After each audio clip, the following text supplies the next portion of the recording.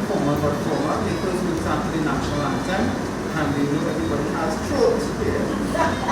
So we'll ask them to stand and sing the national anthem, followed by our. I don't even want to introduce him because I think when you hear him play, he will do his introduction himself. Alright? Alright, so without any further ado, I would like to let's begin with the national anthem. So I will say 3, 4. Forged from the love of liberty in the fires of war and prayer, with boundless faith in our destiny, we solemnly declare. Side by side we stand, islands of the blue Caribbean seas, this our native land. We pledge our lives to thee.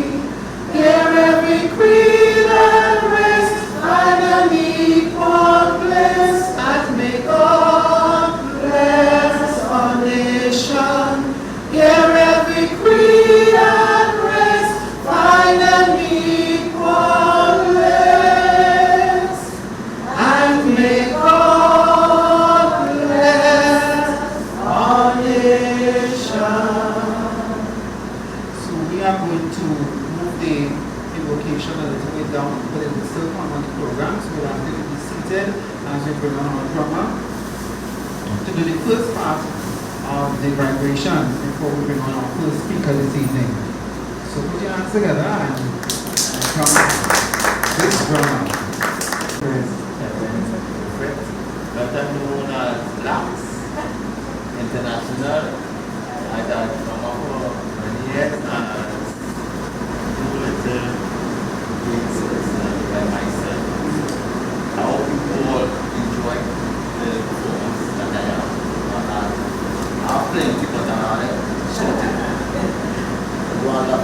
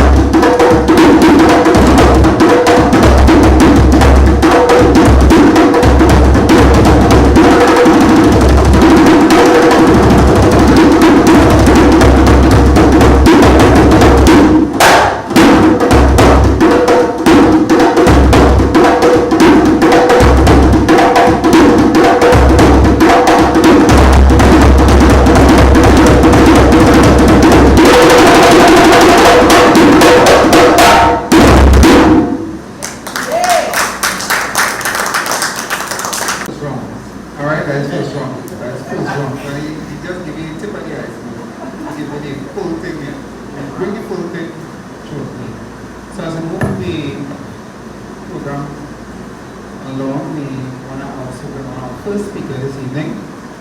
And the speaker we'll bring on this evening is Miss Marva Sandy. Yes, Miss Marva Sandy. Speaking about the first speaker, so that is why we call you the speakers. Yes.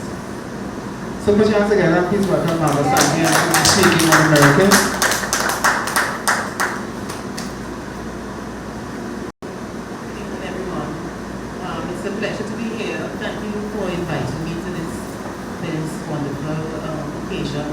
The launch of the Emancipation celebration.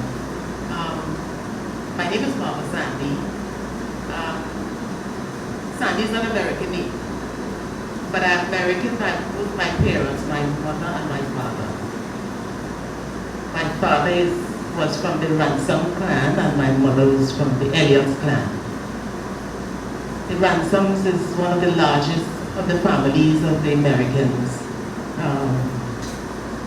So that is from Auntie and Bashana Jackson was the progenitor of the Ransom family. Auntie and Auntie came from, he was one, no, excuse me, a little nervous as I've now started, I'm the first speaker.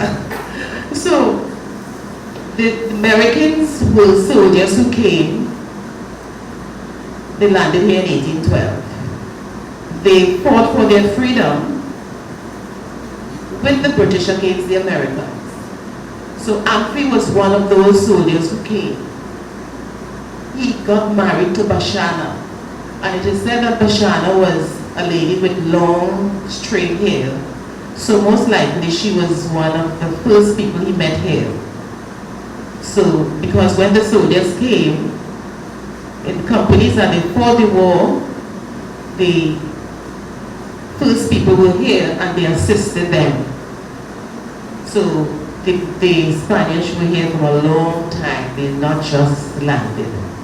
So anyway, Amphi and Bashana had 14 children, 12 survived. My great-great-great-great-grandfather was Cyrus Jackson. So he got married to another woman, her name was not given, so they went on. So then he had 4 daughters and 2 sons. One of the sons was my great-great-great-grandfather. He was Cyrus. The Americans had a way of passing all the names to the eldest child so that they kept the name in the family. So Cyrus had 4 children. He had 2 daughters and 2 sons. So the girls got married to 2 brothers and then Cyrus got married to somebody else and they had 14 children, 12 of which survived. Americans made plenty children, 12 of which survived. My great-great-great-grandfather, he was Henry. He got married to Sarah Hills and they had 9 children. My father's mother was Virginia. She was Virginia Ransom. So she had 9 children and my father was the last son. He was 8th of the 9 children. His mother Virginia married Adonis Sandy. So my father, Clyde Sandy, so I have the name Marva Sandy. My mother, we'll talk about to the maternal side of the Americans now. My mother, great-great-great-grandfather was Samuel Elliott, one of the soldiers who fought the war in 1812, and he came and he landed in 3rd Company, which is now Indian Walk. So he had some children too. My great-great-great-grandmother, Caroline Elliott, who I knew, she died when I was about 9 years old. She had 4 children, 2 sons and 2 daughters. One of her daughters, Rebecca, was my great-grandmother. She had one child, my grandmother, who had 14 children, 12 of which survived. My mother was the eldest daughter. She was Sheila. So Sheila got married to Clyde Sandy. And my name is Marva Sandy.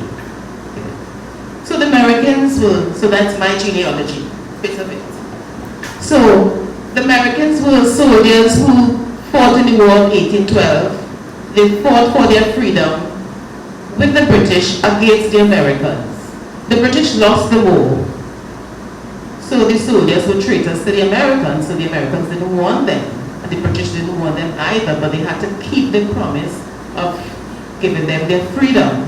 So they took them to Chesapeake Bay. They didn't want them. They took them to Bermuda. They didn't want them. They took them to some other islands. They didn't want them, so they ended up in Trinidad. And they threw them in the forest in Moruga to eke out a living and survive. Now they were soldiers, so they knew how to survive. They put them there too because at the time, in 1816, when they arrived here, and the different companies in which they fought the war, Trinidad had enslaved people at that time. So they didn't want the freed soldiers to mix with the enslaved people. But however, some of them still found their way there and they worked and bought their freedom. But anyway, so the soldiers came and the companies that they fought the war, first company, second company, third company, fourth company, fifth company, and sixth company. Now, first company, that name has been changed to Hindustan. Second company, still there between Petit Cafe and Matilda. Third company, name was changed to Indian Walk. That's where I live. The name was changed to Indian Walk because the Warao people, who used to call Longago Warahun, the Warao people walked from Moruga through Indian Walk, through Third Company, to come to San Fernando to do their trading. So on the way they would stop over at Matilda Road.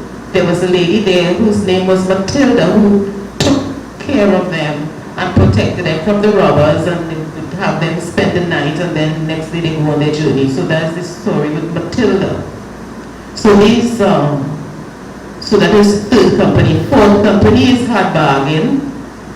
But you know the story, you must probably know the story about Hard Bargain. They sent the soldiers there and they found that the land was infertile and it was hard, so they told them, they said that you gave us a hard bargain. So they moved, just appreciate the story. So they went to New Grant, where the soil there was more fertile, and then they said, we got a New Grant. So they stayed there and that place became New Grant. New Grant Hard Bargain, part of their Fourth Company. Fifth Company is just beyond Third Company. The Fifth Company maintained its name, and Sixth Company is the largest of the companies, which was further inside. Then we have, so that is the story of the company villages. Now, as I said, the company villages got their name from the soldiers who fought the war and came in the batches of how they fought. So they set them up in those places. Now these people, the Americans are very resilient people because they came, remember, imagine they dumped them in the forest with nothing. You have no electricity, well those days had no electricity, they had nothing to go by except whatever they brought with them. So they were helped by the first people who were here, who gave them grain and helped them with tools and things to survive. So, they fell trees and built their houses, they made their gardens, that's how they ate. So, our American people, I would say, were very, very resilient people. Because in those days, there were no hospitals, there were no drugstores, there was no electricity, there were no proper roads and all of that. And they lived, they cared for their sick they made their roads from macadam. Macadam was a thing that they created. Americans created macadam. I guess they brought that with them from Africa. So they dug a pit. This is the story my mother told me, because she lived close to where the macadam pit was, where she grew up. They dug a hole and they felled trees, put the trees into the hole, put dirt on top of it, and it burned for maybe a week, or it burned until it burned out, and the dirt they put there turned red. So that particular soil, that red dirt that came out of being burnt for a week or however long, was what they used to pave the roads. So in my estimation, I said Americans were really wise people and they knew how to survive. So, and they were very resilient people. And in those days, now, fast forward,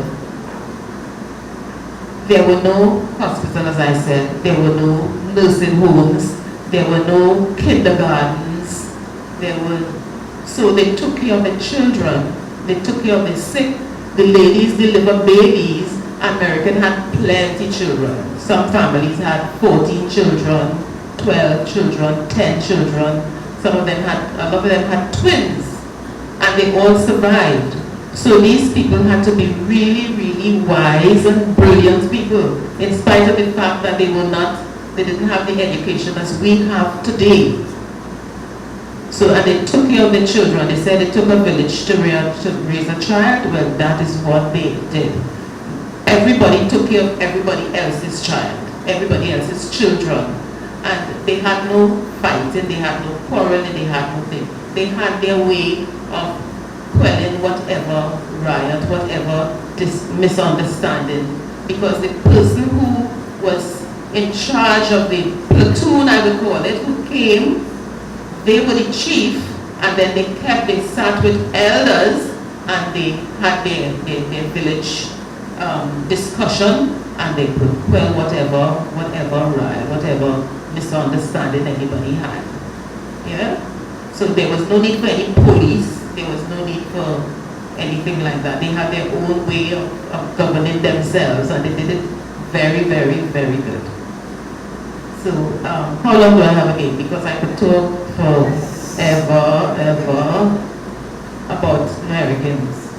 So I would say Americans were very, very resilient people. My father always told me that Americans were proud people. Proud in the fact that they were not haughty, proud in how they carry about themselves. The men and women, they were always well dressed, well put together. The gentleman sitting behind there knows what I'm talking about because he's shaking his head. Americans were always well dressed. So that was the pride in which they carried themselves. So you can always pick out American wherever they are. So, and the ladies, the mothers made sure that they groomed their daughters to be good wives, mothers, and they taught them to sew, they taught them to cook, they taught them to be really good, upright women, good wives, upright citizens.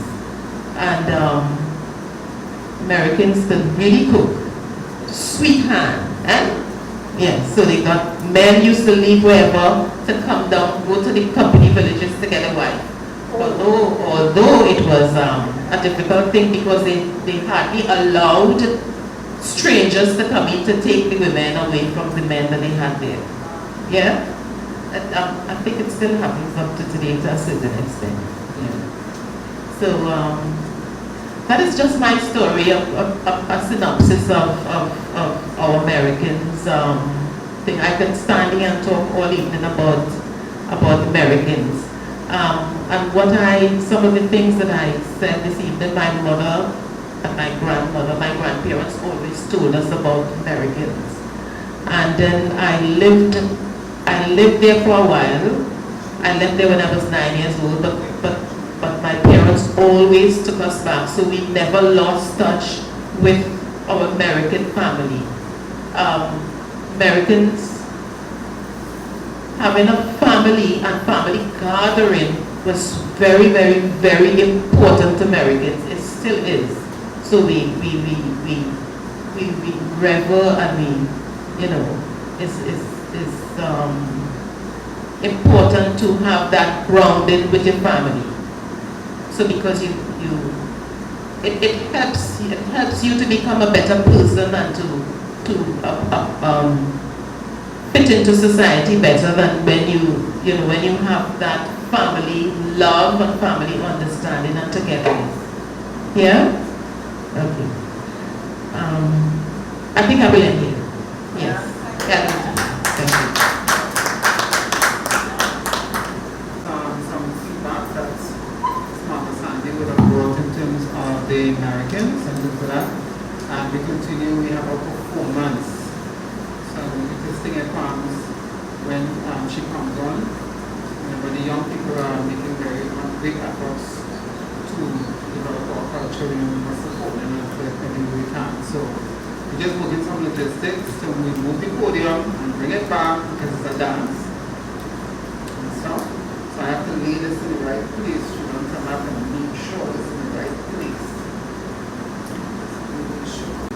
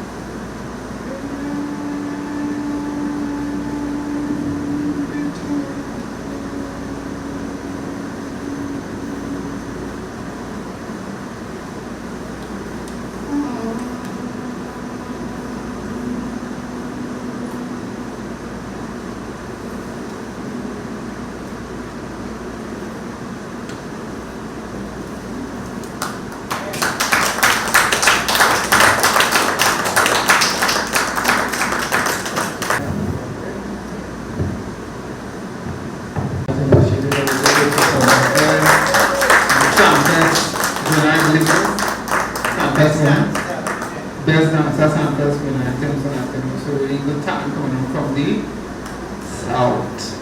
like I said that, and I just was very informal, and I said like to ask Bishop. Yes.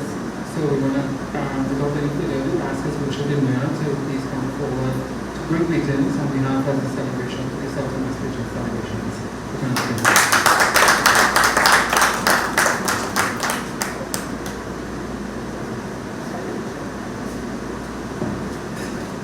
My apologies to be late. This is a very hectic day. The celebration of Corpus Christi and we're planting seeds all over San Fernando. Let me begin by appreciating the efforts of this organization to celebrate this event and what it means to us as a people. More importantly, I was disappointed when I see the paucity of the audience. I just was speaking to myself. I'm speaking to the converted. And we need this message to go beyond the converted. And this is one of the problems we have in San Fernando. Last night I attended a function to honor Tommy Joseph and Tommy's experiences in difficult times. And this event was held at Anthony's Valley Park. I was invited, I just saw it advertised. I picked up my other, so let's go down there and support this event and do one of the persons here were there last night. But you had about 50 people inside of there.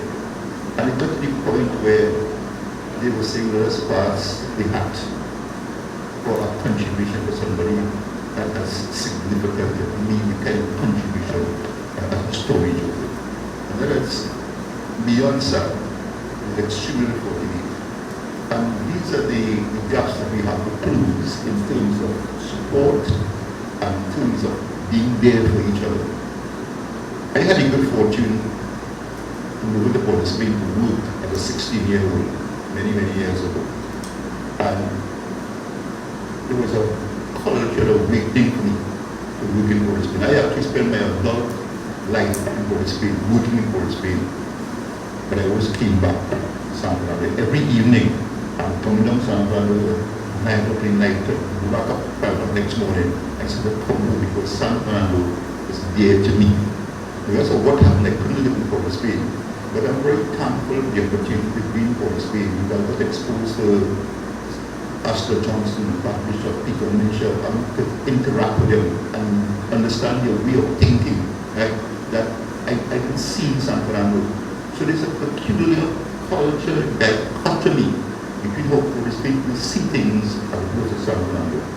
We can skin in San Fernando, we're jealous, we're petty, we like the bad dog, we like boy. But unless we overcome those problems, we will go nowhere. And that is not in Port Spain. I remember Dr. Ronnie saying to me, he said, don't solve people like that. When you come to San Fernando, don't trust this one, don't trust that one, don't trust the other one. We need to stop. We need to unite. And this is what this event is about. It's about unity and about people and how we have progress. But are we emancipated mentally, emotionally, physically? Where are we? So when I get the opportunity to speak, I speak in that context. We have to unite as a people, but we are not. When you look around and you ask and you look at the progress of other groups, in spite of the percentage, whether it's 1% or 47%, they have room and progress because they support each other. If you have any event at all, like you have in the art center, they'll card all over the gas station before you come in to support. We know what this building like, we know the kind of work being done. I don't envy Derek and the chairman and all those different persons here, but this is a toil in the vineyard with no reward and no benefit and no appreciation. So we all know work to do as a people, because you can sit down here and talk about 400 years and the middle passage of how we are together. We are not together, we're fooling ourselves. We have to start being together. But they want the guys and demonstrating that we are conscious is one aspect of it. But the hearts must connect. Really connects us. So I hope these few words will inspire. We're looking on in Hollis Clifton Live, that a few of us here, well, the 100 of us who are here this evening are committed to the cause. We are committed and we are demonstrating that we are going to support the arts in every respect, and and move San Fernando forward. We have to move forward. There's tremendous potential in San Fernando. You look around, we are transforming. You know, I saw a picture, a video, San Fernando by night, and I thought I was in Las Vegas. It was a different place. But those people in San Fernando, distant San Fernando, that are really no. The problem in San Fernando, we are not moving. But the city is moving. And if we don't move the city, we'll be left behind. Have a great holiday today. I want to commend you on this effort you are making here. And of course, you know, I have a stone throw where I live right around the corner. I may not be mayor in the next 2 months, but I'm still, my heart will always be with the Greek Debate Center. I thank you.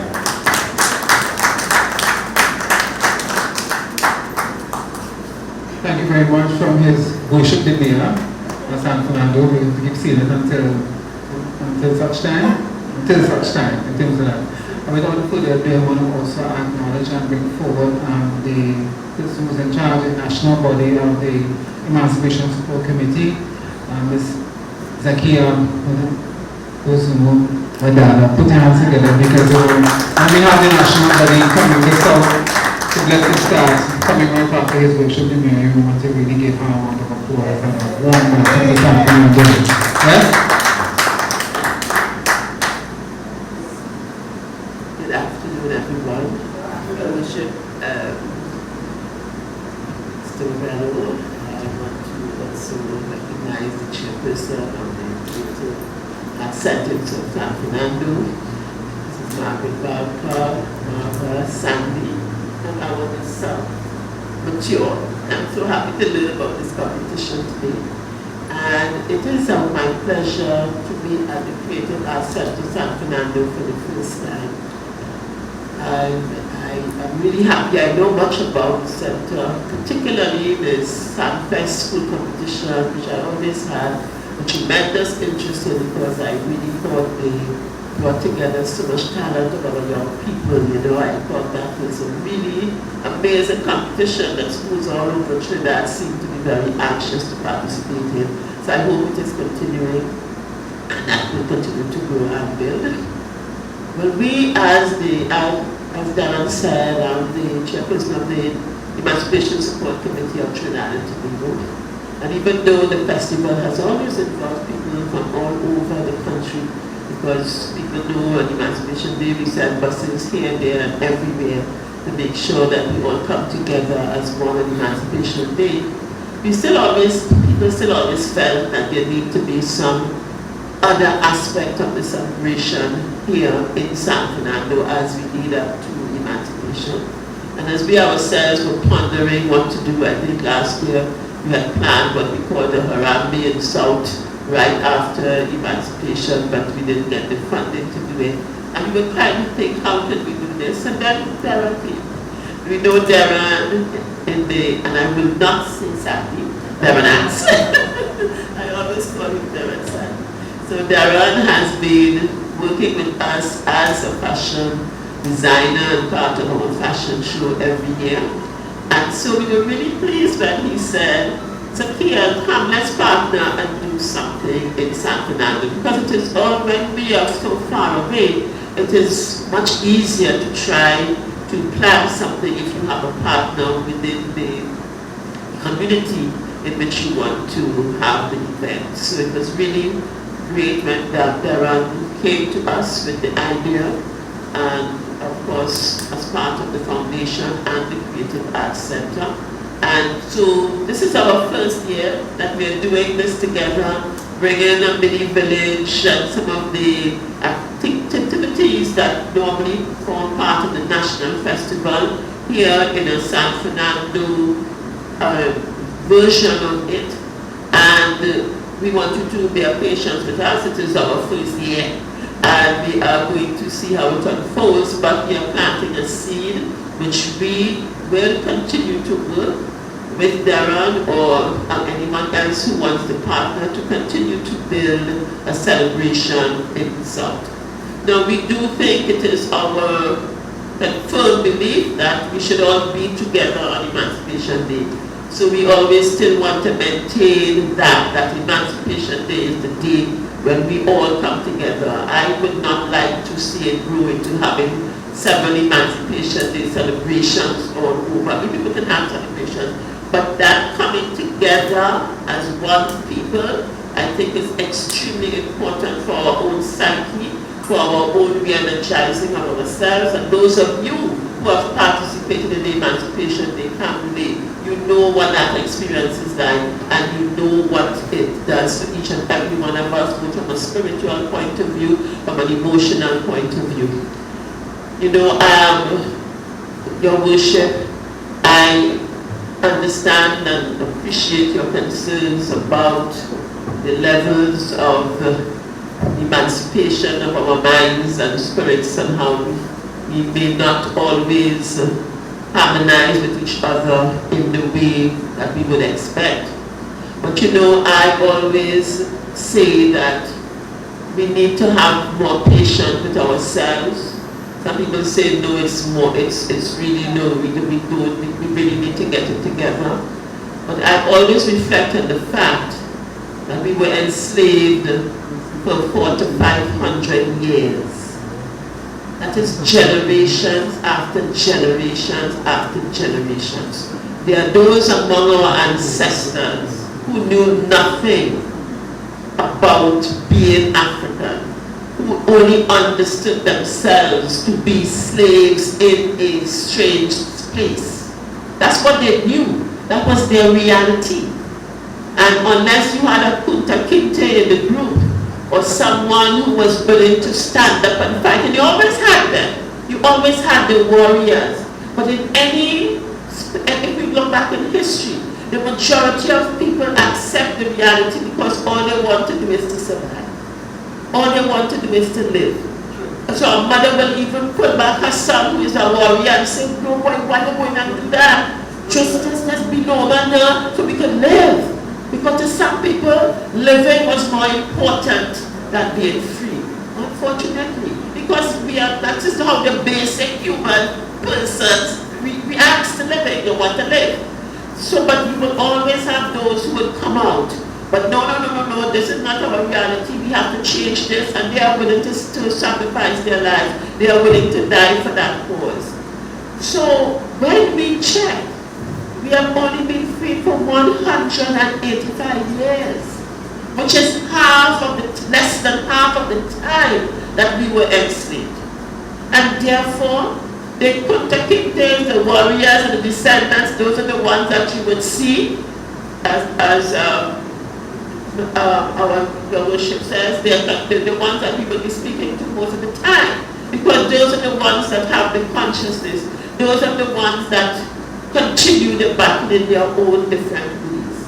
But the majority of our people are still just really trying to survive. And in the ways that they would have inherited, and we would have inherited attitudes of self-destruction. We would have inherited attitudes of some degree of not particularly liking ourselves because of how we have always compared to others. We still have people at that level of consciousness, but I must say that we have many more people over the years by the work that those of us who continue to lead a struggle in the simplest of ways that we were doing it. People are always thinking not loud enough, but you are doing what you are doing. The hosting of an emancipation celebration in Trinidad and Tobago for the last 31 years has caused tremendous transformation in the minds of our people. Not everybody, because still we don't have everybody participating. But those who have been part of that experience have understood to understand more about themselves. That opportunity to reconnect with self, that opportunity to reconnect with values. I was speaking to a sister from South on the phone, and I told her I never heard my mother say the word Africa.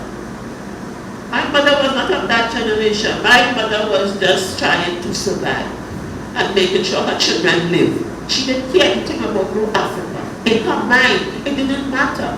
My father, yes, who is my complexion a little darker, he used to say the reason why he is black, and I'm just trying to show you the level of self-say that we were at. He said that the reason why he is black because he used to have freckles and all of them joined up together.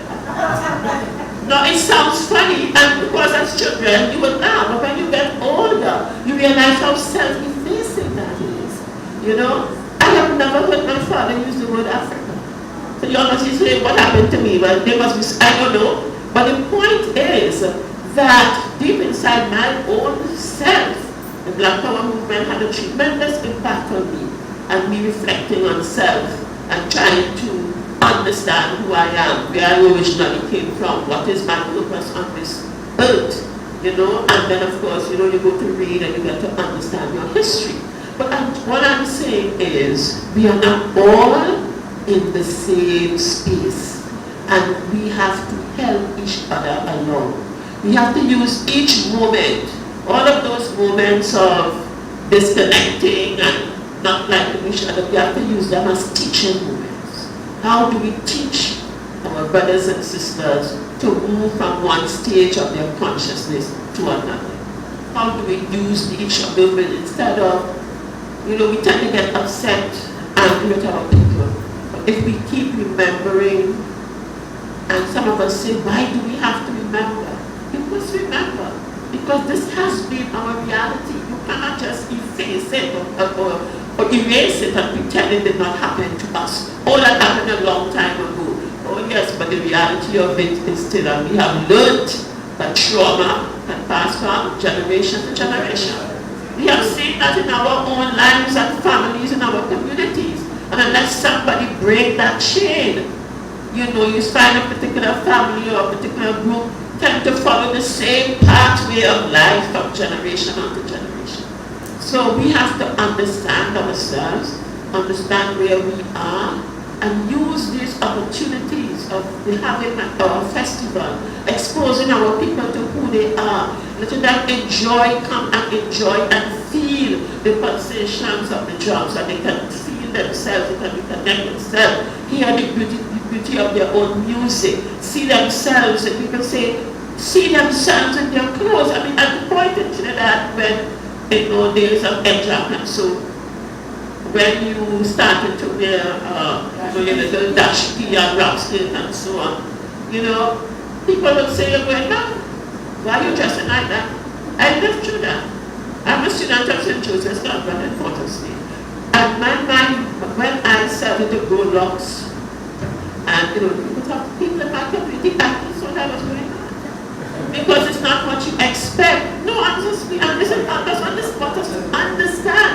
Why are you not wearing camel heels? Why are you wearing leather slippers and wrapping skirt and long? You know, why are you doing those things? You cannot be saying that's not normal. And I'm saying I come from the belly of the Yoruba village community, which is Belmont, Gonzales. I live up to today in Gonzales. Yes.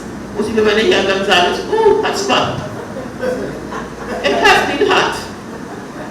And I have lived with the bullets and all around, but I will not leave my community because I think I need to be there, to be that punta quinte in the community, to be that person who stands for something in the community. I have neighbors who may not really come to the community, and when they say, I think it's African people who live in that house. And I will tell them, yes, we are Africans. But you know, they think it's foreign Africans because all of my children have lots, we all have African names, and we live in the heart of Gonzales, and a very respected family, you know. So even though people, but I feel safe in my community because I feel the same bandits and the same ones who commit the crimes, they also protect those who they respect in the community.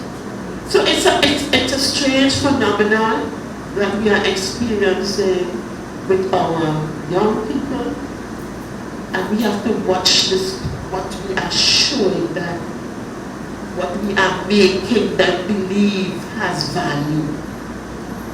Yes? We are not living in a space where truth has value and honor and, you know, just doing things the way that should be done. Those things have no value. There's no value is in what people conceive as power. And therefore that power is exercised in their community over themselves. They are exercising power wherever they can. So anybody in the community who can emerge, rather than emerging as that warrior for the people and trying to save us from our liberation. We are living in a society where that power is manifested in what we have. Yes? So anybody feel that their value as a human being, it's no longer about whether you are free or you know about Africa or you know your history. No. Do I have the right phone? Do I have the right shoe? No, but this is reality. That is their reality. And they are willing to fight each other and kill each other for it. And who created this society? We are people and our young people feel and they can kill for things. How did they get here? So I don't feel that we are not responsible. Those of us who were before, we are responsible for not presenting to them a better world or accepting in our own little space all of those values that may have been left by the colonials and by what we call what we now call the third world, the first world, whatever, the developed world. We have accepted all of that as our new reality and new aspirations. And our children have accepted it and they're willing to fight for it because if they don't have it, they see they have no respect. Being honest is no longer considered something important because they watch television and lying is the norm of the day. Killing is the norm of the day. That's what we present to them and through the media that they see. Our children are reflecting the society in which they dwell. And we ourselves, those of us who know better, those of us who understand better, those of us who have the courage to be different and not follow the crowd, are the ones who have to save them. And therefore I hope that we have the strength and the courage to have that compassion, because I feel more sorry for our children than upset with them. I feel that deep compassion for them and happy that I did not grow up in their age where we have to make those kinds of choices because that's what the world is presenting to them. And it's only going to get worse because we're going artificial intelligence world. We are going into a world where the human being is going to become less and less important. And people are going to start fighting. There's always going to be go into more and more fighting just to be recognized, just to be appreciated. So our children and our young people need our help. Those of us who are still here, we give thanks. I pray for long life for my grandchildren, for the young people with whom I work, for all those people with whom I share, so that we can keep this kind of perspective that we have about the importance of wisdom and knowledge and understanding and traditions and our spirituality and our relationship between ourselves and nature. These are the things that our children and where do they learn that? They're not learning that in school. Yeah, so even our schools have to decide what are they producing based on what they are learning, what they are producing. But in spite of all of that, we still have those who are excelling. We have those who are doing well. We have our beautiful sister there dancing to the brothers at a very high standard. We don't always pay enough attention to those who are doing well, and who need our help and for us to mold them and shape them to not only grow to be successful, but to grow with a consciousness of who they are so that they can fully benefit out of life. And that they can live their whole life until their 60s, 70s, 80s, feeling that they are a worthwhile person. So these are just the words of my heart today. And I want to thank Darren for this collaboration. I know that we would have a good event. And as I said, it is our first one, so please be patient with ourselves. But I know it will go from strength to strength. And I look forward to being here every year as we continue to promote the celebration of Emancipation via the Pan-African Festival TT in Frontenac. And thank you.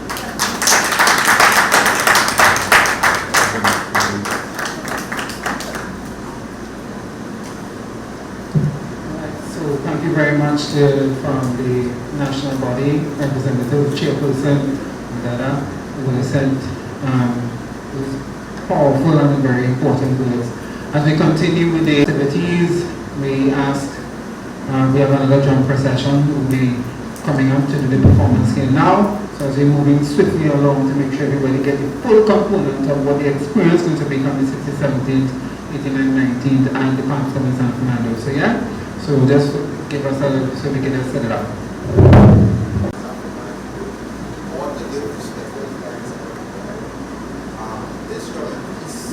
My name is Clifton. I was born in Hollis. This drum and piece was for Best Village this year. So we are familiar with it, Waters is going, and see what time inside, right? And it's African people who are enjoying this. Actually, we're going to get some of that.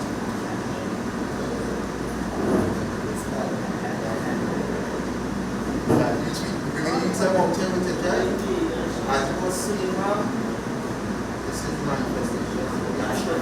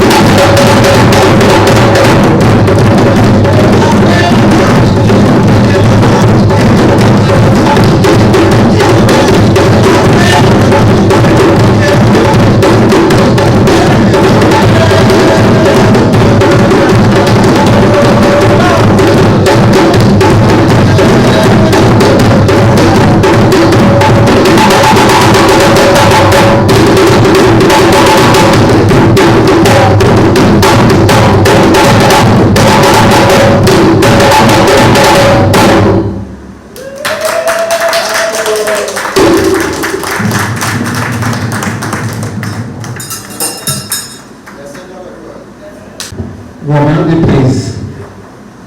Warming up the place. Thank you very much, right? So without any further ado, we want to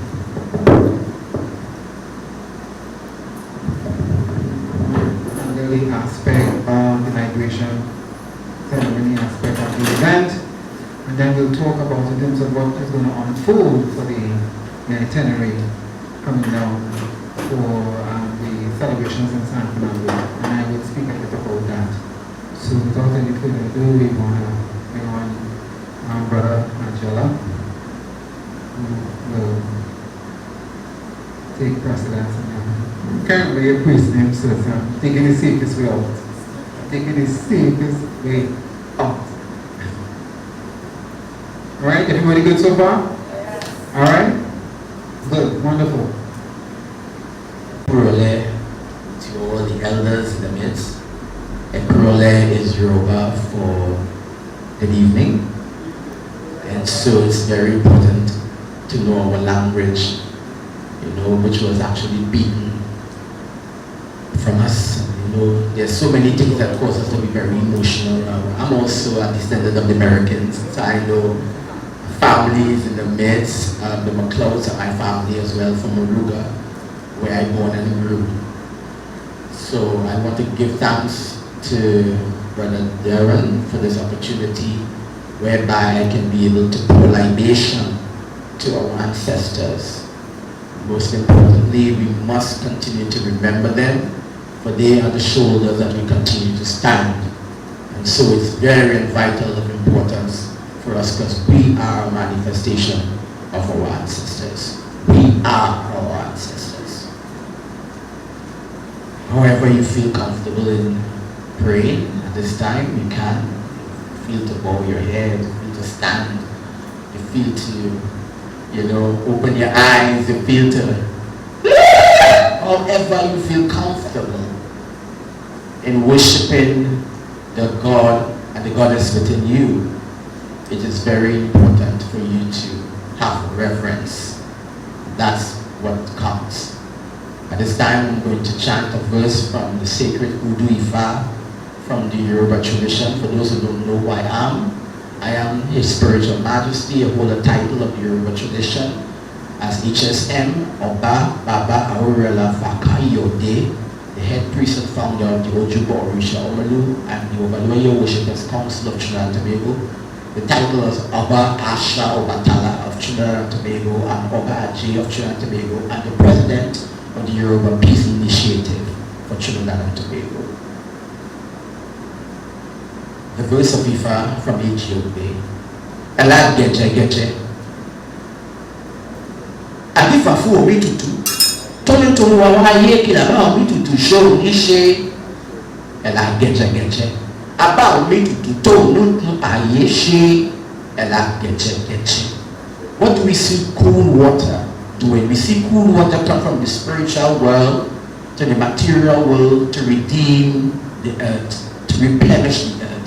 May as water touch this earth, may it replenish us spiritually. May we evolve as a people, and may we live long in good health and strength. She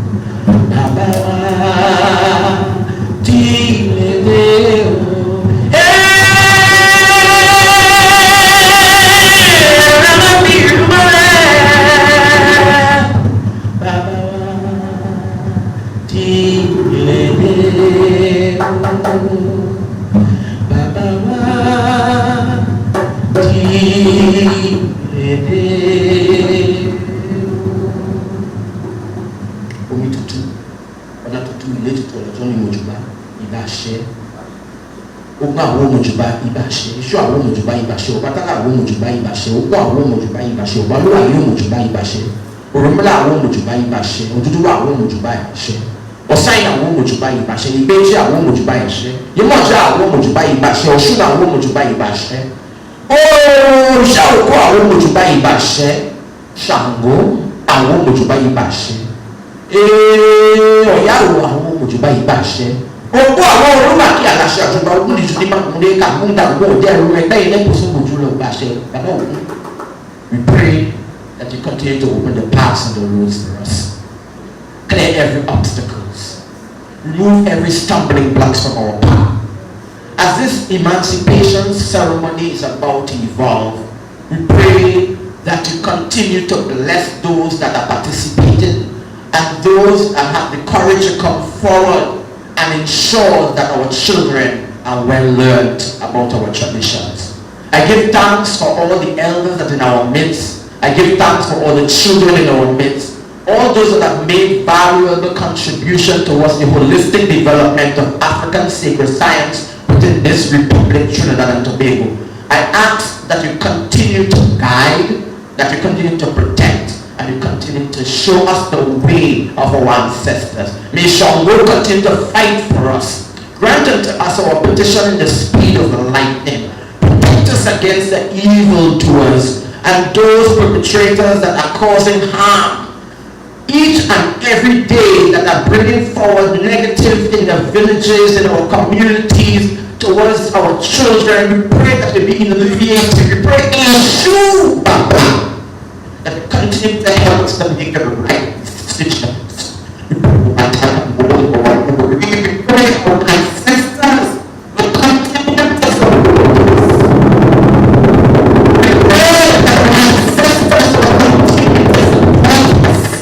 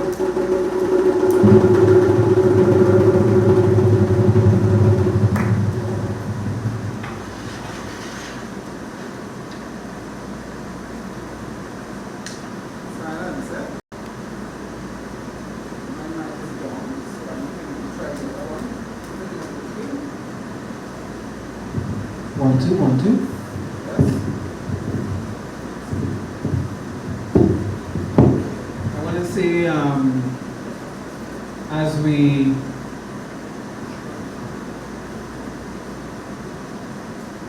gathered here today to begin the celebrations of the Southern experience, of the Emancipation experience in San Fernando, it is really the start that really would develop into the condemnation of the national experience.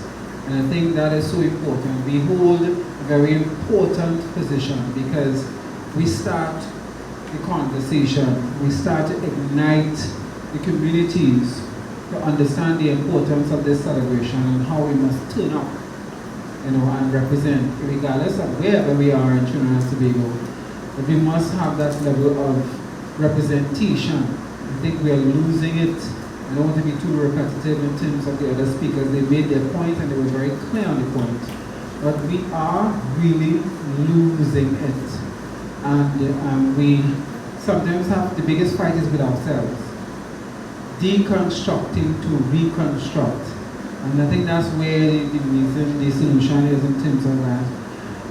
I would like to say in terms of how the festival now will play itself out, it will culminate on the 16th in terms of the setup date, which is a Friday evening. Vendors will be setting up on that evening from the 16th from 4 p.m. and the public is invited. They can come on down between those hours from 6 to 9 p.m., 9, 10 if they're setting up in terms of that. We roll out on Saturday morning from 10 a.m. all the way to 9 p.m. And daily it would be there's an open stage for persons who would like to do spoken word, drumming, performance, speaking any aspect in terms of the creative and the art space. That's the space you would have. That space is from 10 a.m. to 3 p.m., 4 p.m. It will follow our lecture series, and the lecture series would start at 4:30, 5 o'clock. We have identified a specific speakers for those events. On this Saturday, I believe we have Dr. David Mohammed, as well as we have Keon Francis and a few other persons who are speakers on this Saturday. Following the speaking segment, which will take place between the hours of 5 p.m. to 7 p.m., it will now have an opportunity to showcase our cultural creativity in terms of fashion and the creatives. And that's a fashion experience that will take place from 7 to 9, which will conclude the activities for the Saturday. It will roll into Sunday with the same format in terms of 10 a.m. all the way to 3 p.m., followed by a lecture series or second category of speakers. Some of the speakers on Sunday will include Paul Utu Springer, who will also have given the commitment to be here, as well as other speakers who will be speaking on that day. Following that, we will also come in with the second phase of the fashion experience, will take place from 7 p.m. to 9 p.m. We urge you all to come out and support, because we have created the junior component of the fashion experience. We have a lot of kids who will be coming out and strutting them stuff on the runway. So they would like to get your support to come out and support that, right? There is no cover charge between the hours of 10 a.m. to 3 p.m., 3:30, 4 p.m. I've seen your wisdom. However, from 5 p.m., 4 p.m. to 7 p.m. to 9 p.m., there is a small cover charge, and that's contribution in terms of the overall management of the experience. We are focusing on 2024 already in terms of what we would like to do. Please be mindful that we're heading into a political season, so we can't too much depend on state. We have to depend on community and getting the community to become stronger to support these kinds of events. I mean, the state will do their thing as well, but they are just icing on the cake. We need to make this belong to us. San Fernando has lost so much by crime, by the drainage of our creative wealth in many different spaces, and people losing the value of how they need to stay in space. I mean, like how Zakia spoke about, she's staying in Belmont and keeping that beacon of light in that space.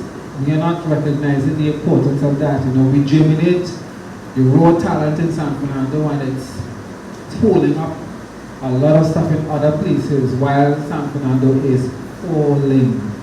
So this is my contribution in returning a festival like this in San Fernando, where we can bring up the young generation to fall in love in what we're doing, and also for the elders to come back and connect and find a space where they can share, intertwine, and bridge the gap, so to speak, in terms of that.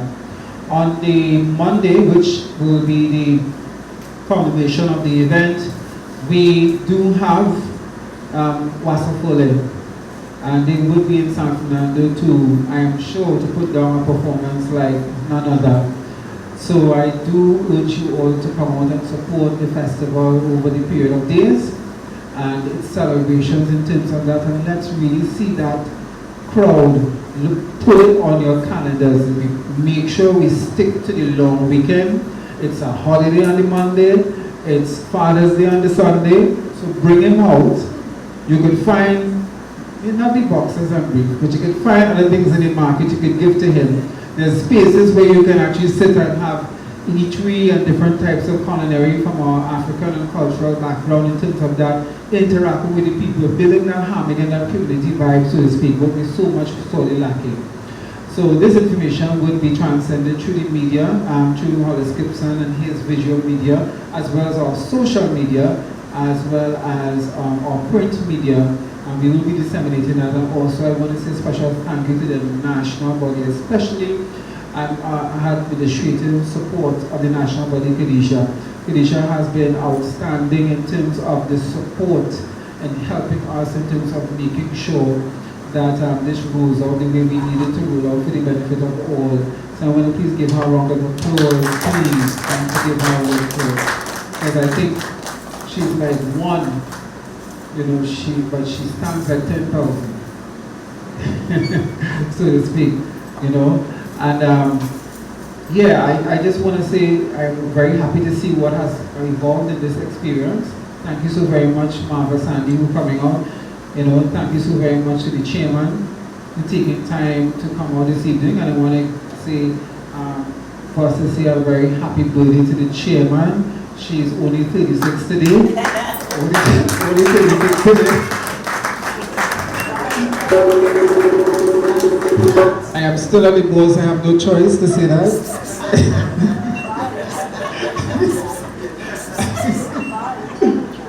No choice to say that. So just saying that, just to say, I want to also say to pay particular attention to the space that you're in. This space is adopted through the Transformative Foundation. Just letting you all know that this week marks 2 years of his untimely passing. And we took this time to celebrate as we would bring the drummers back out to bring a celebration, because he was someone that truly loved the folk and Afrocentric culture. And we want to celebrate as we commemorate this evening activities. Before we go, I want to also acknowledge that this is the first space that, in terms of the Emancipation Experience 2023, which is the Southern Arts Community Space. Adorning on the walls are artists from around Trinidad and Tobago, particularly San Fernando. And some of the artists are sitting before you this evening.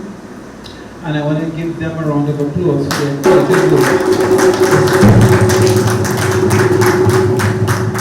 Through the San Fernando Arts Council and its lobbying and our lobbying, they have been graciously creating an opportunity for artists, visual artists, to have a home.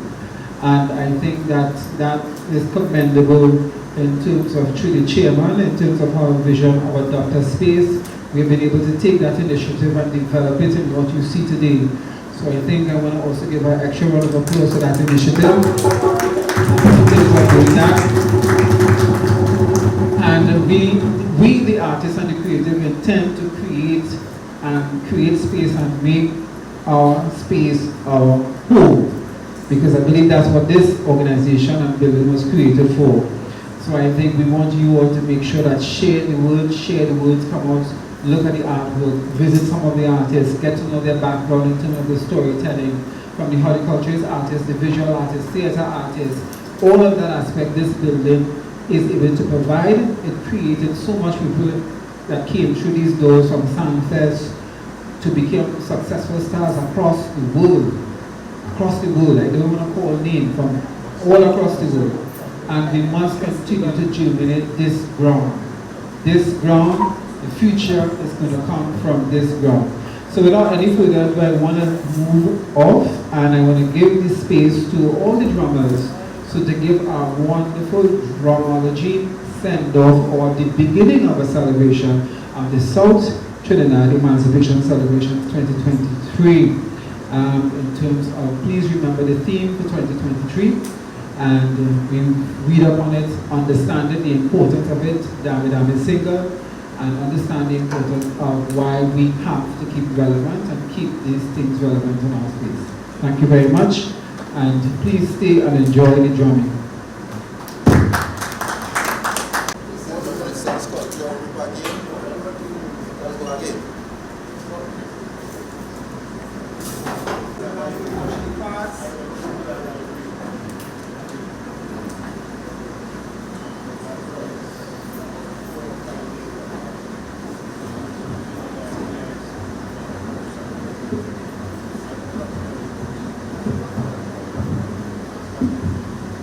Again, this is American descendants as well. American descendants here. why I'm back here, there was something very important that I left out that I should have said to you all. You know, I was so nervous. Being the first speaker and all of that. What I omitted to say is that when my ancestors came, the families that came here, they were all given 16 acres of land.